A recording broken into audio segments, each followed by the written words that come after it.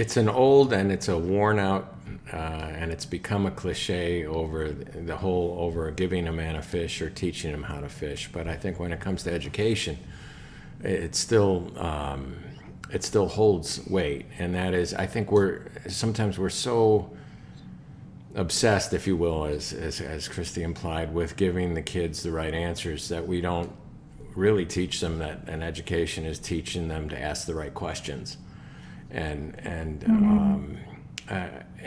I think that's where especially the evangelical corner of Christianity has just been kind of bewitched by this idea of certainty, and it's left no room for mystery or faith or imagination. And as Lewis once implied, that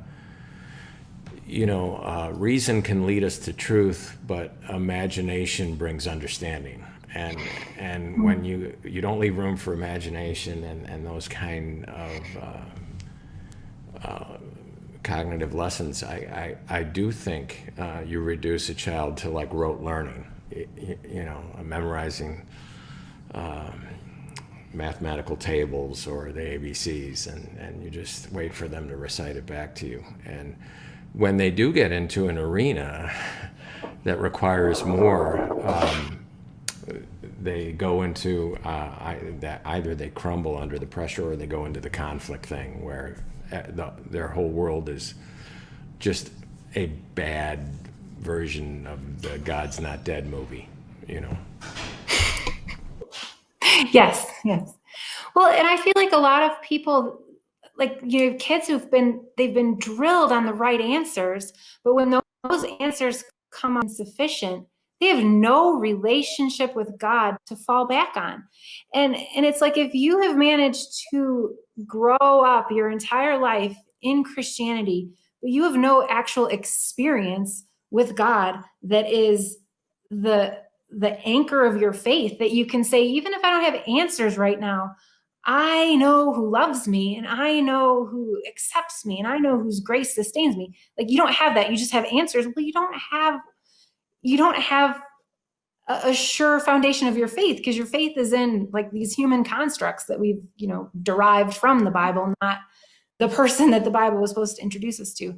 So I think that is kind of a sad effect of our focus on like having an answer for the faith you profess, that we've made the answers the object of faith instead of the person putting our faith in.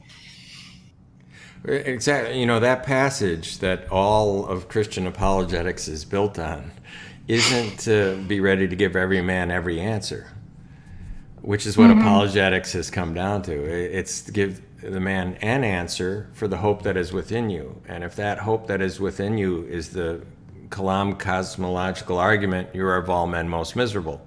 The hope that is within you should be Jesus Christ and his exclusive nature. And yes, I'm not dismissing all of apologetics, but it does become kind of a whack-a-mole experience when you see apologists go to college campuses and they just stack people up in line to, whack down their questions. And you never hear a Christian say, that's really thoughtful, I have to think about that, or I don't know. And this is a big turnoff for a lot of people who will tune into the dark web and will give an ear to people like Jordan Peterson or others who have the courage and the humility to say, I don't know. That's thoughtful. Yeah. Let me think about it, And it's almost cringeworthy. Kristine, you've had more experience with some of these apologetic conferences. There's kind of both extremes too, because you can have, I remember having a youth pastor who had no answers, wasn't even interested in helping me find answers when I had questions, would just kind of divert away from me.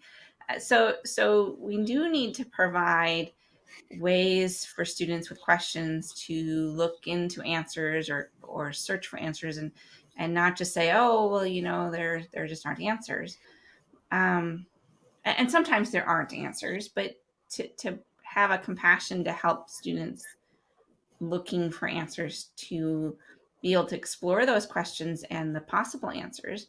But the pat answer meme or sound clip, especially when it's not completely accurate, often does a lot of harm too. What do you do when you're told this pat answer and then you actually investigate and find out that isn't so? That's just not the case. So I love the way that the Integrate curriculum is a little more open-ended and a little more question-focused, to help the students, step along in their journey, looking for answers, looking for more questions. But again, making the focus back on that heart issue, and that our hope is in Jesus, not in finding this answer. Mhm. I remember when I was in high school, I went to my dad's office and he was reading his Bible, and he has like a Bible that's like held together with duct tape, and it's had been through a lot, and he was putting pencil question marks in the margins. And he said, I thought I would get old and wise one day and I would have all these question marks erased by now. He's like, but what I've found is they just sort of move around. And as a high school student, I don't think he realized how freeing that was for me to kind of go out in the world and say, you're totally allowed to put your pencil mark questions all in your Bible. And some of them are going to get resolved. And then you're going to find that things you thought you understood, the questions about, and those questions are going to move around. And that's part of, you don't have to arrive at this place where your Bible is, all the question marks have been erased. That you can have a godly, close walk with Jesus that still has pencil question marks in the margins. And I think we need to communicate to students that, searching for answers is important, and there are answers to be, but the having the questions is not dangerous to your faith, and it's not a sign of weak faith. It's part of our journey as Christians to keep questioning.